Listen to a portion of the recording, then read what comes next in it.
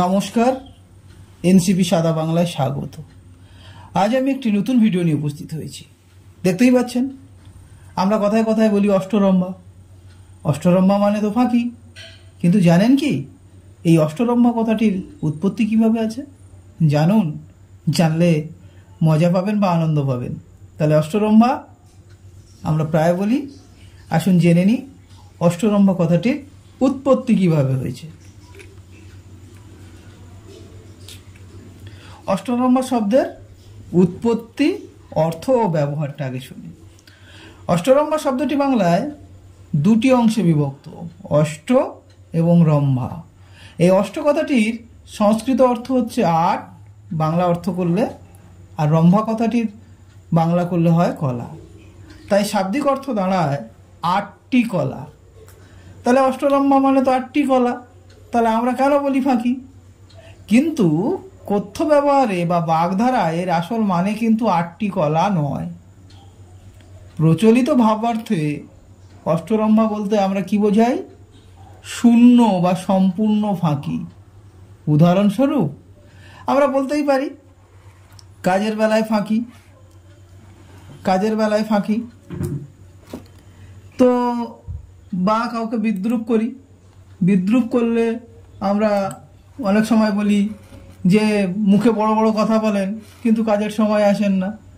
অর্থাৎ অষ্টরম্ভা মানে আমরা বুঝতেই পারছি সম্পূর্ণ ফাঁকি।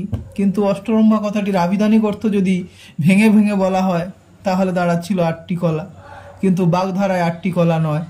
তাহলে আমরা দেখছি এর উৎপত্তিটা জানলাম, ব্যবহারটা জানলাম। এবার এই আটটি কলা কিভাবে আমাদের বাংলা বাগধারা এসেছে সেটি একটু দেখুন।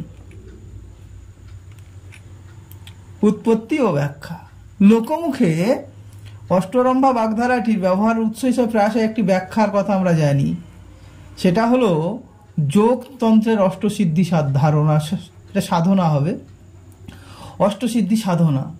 এই অষ্টসিদ্ধির ধারণা মানে আটটা সিদ্ধি করতে গেলে যে ধারণা তৈরি হয় সেই সাধনা থেকে এটা আসে।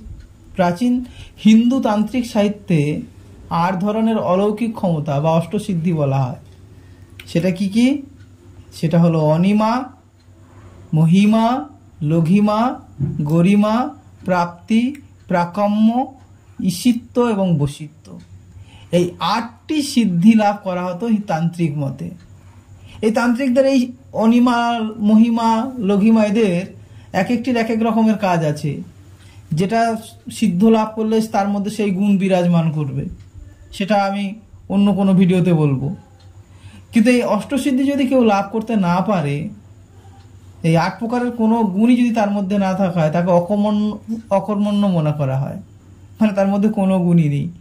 তান্ত্রিক সাধনা করতে এসেছো অথচ এই 8টির মধ্যে কোনোটাই তুমি করতে পারলে না, তখন তার মধ্যে কি তাকে আমরা অকর্মণ্য বা শূন্য বলবো।